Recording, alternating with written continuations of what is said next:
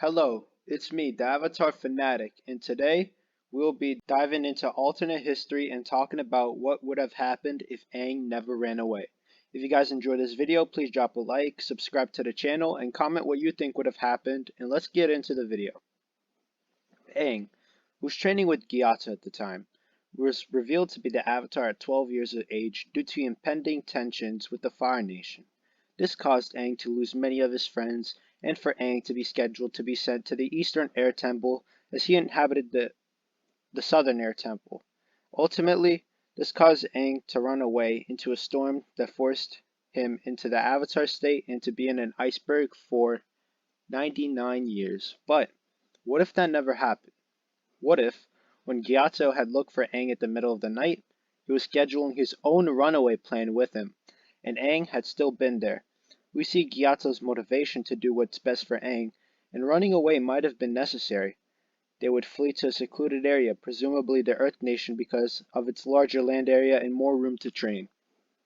So, they go there, initially in villages since they don't want to be detected by the Fire Nation because it might spread word and they might go to attack Aang and the Earth Nation, which they obviously don't want.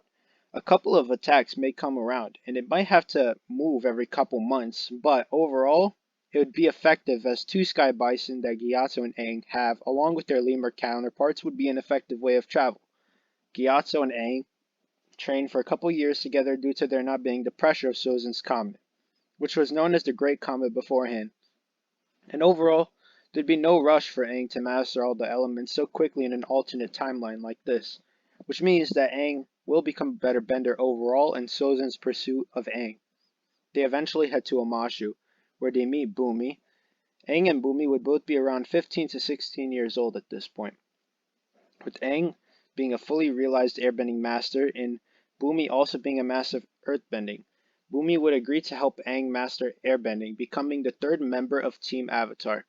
Aang, Bumi, and Gyatso would make great friendships with each other, with Gyatso and Aang having an even more unbreakable bond. Aang and Bumi becoming best friends, and Gyatso quickly becoming a teacher of Bumi's, teaching him the famous board game Pai Sho, which Bumi loves. There would be many traps along the way with airbender relics, but Gyatso would prove to be too smart for this, and they would move on with their adventures after 5 years of training.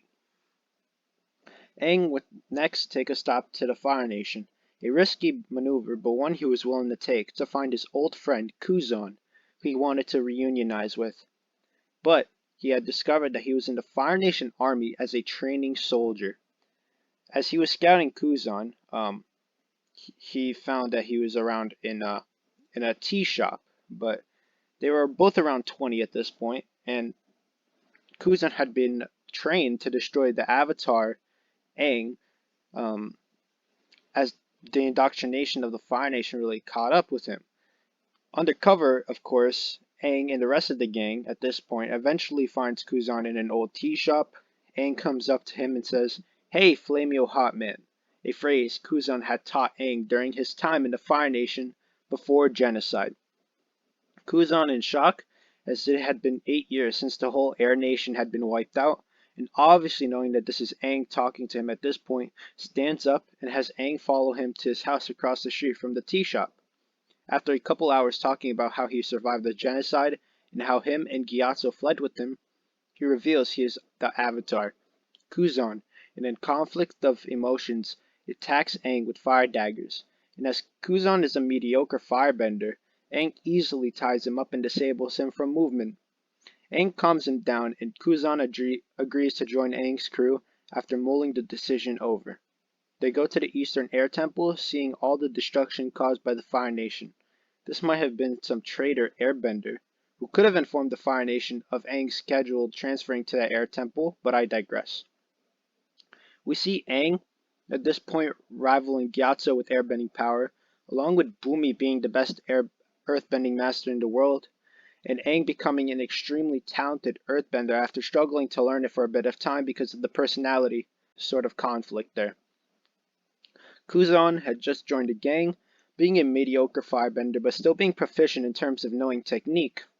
He was trying to be good after 2 years of indoctrination from the Fire Nation army and leadership, and it overall took a toll on him. he was questioning his motivations. Gyatso had gone with him on his sky bison on the trip to the Eastern Air Temple, and he taught valuable life lessons to Kuzon and gave him advice on how to find his honor. Kuzon tries to show Aang how to firebend, but he struggles to make a fire, much like Zuko in the original timeline.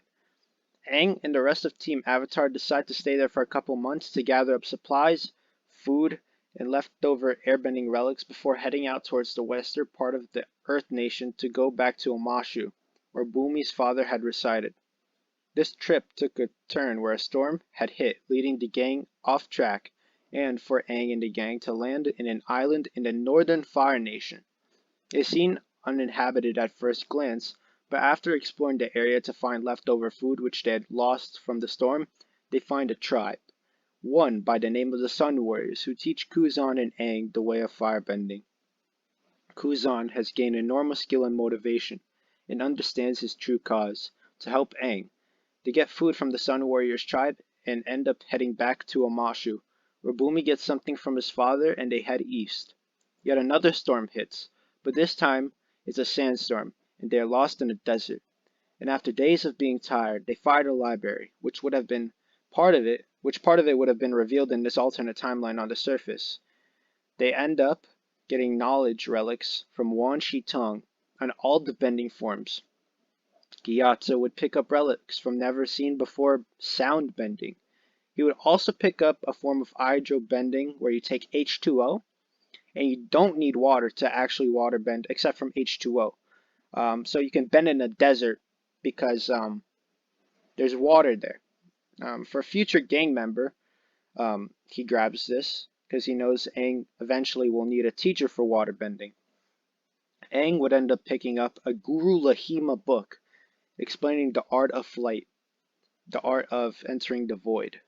Bumi would pick up a form of gravity bending, controlling the planet's gravity and bringing an opponent down back to the ground.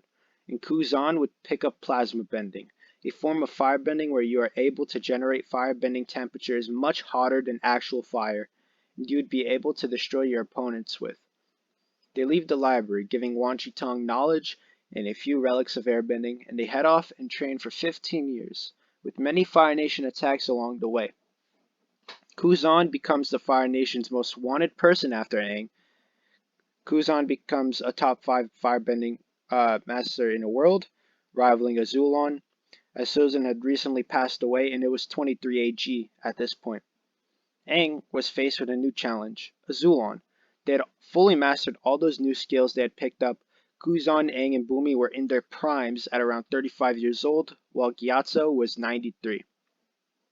Azulon and Aang have their first battle in the year 31 AG, where this battle plays out with both members being critically injured and both actually end up surviving this battle. The Fire Nation at this point had started attacking the Northern Water Tribe, but to no avail.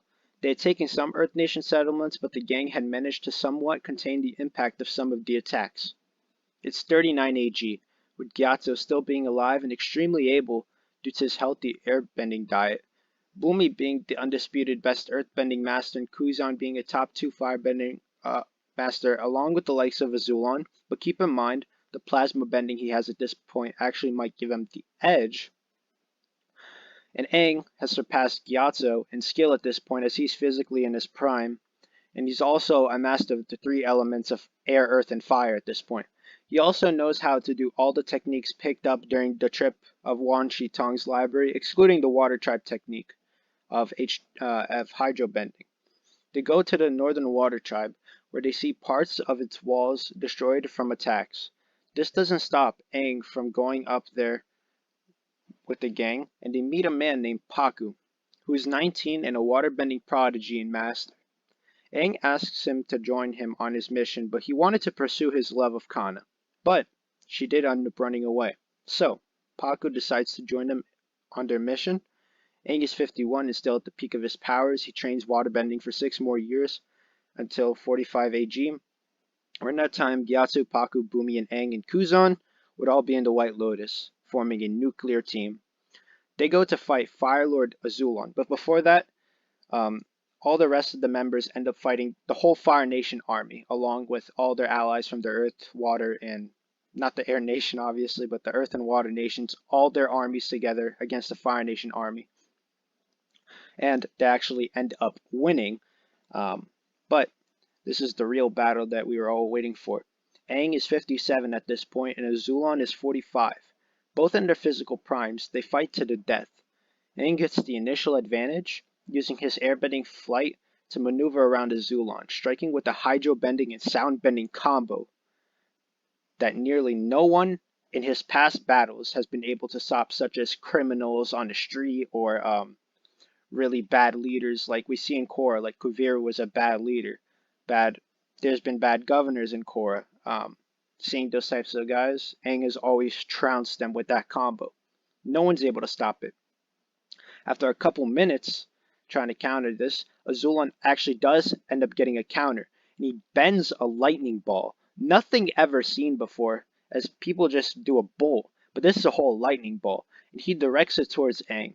The ball hits Aang, and he attempts to redirect it, but it's off the mark of Azulon.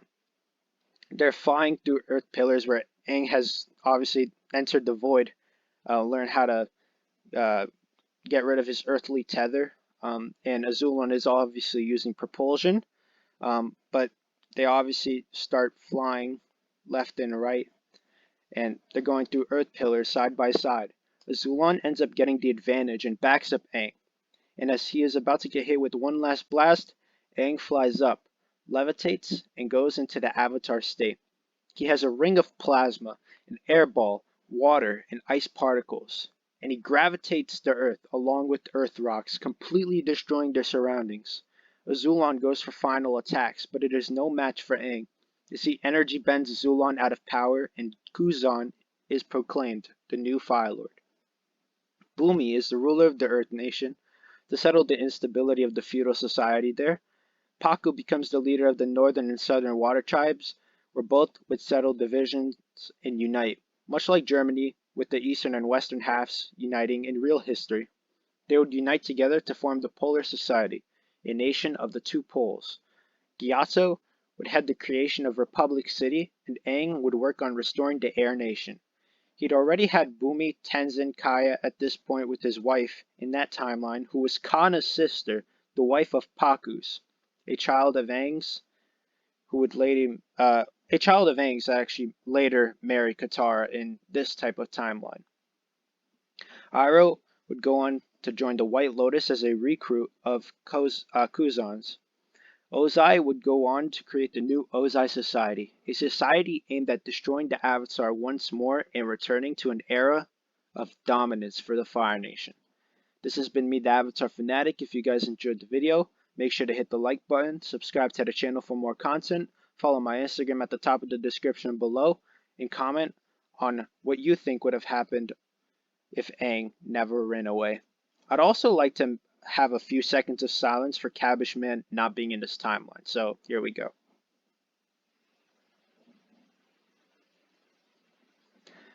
Okay, that's my few seconds of silence. Anyway, until next time, it's me, the Avatar Fanatic out.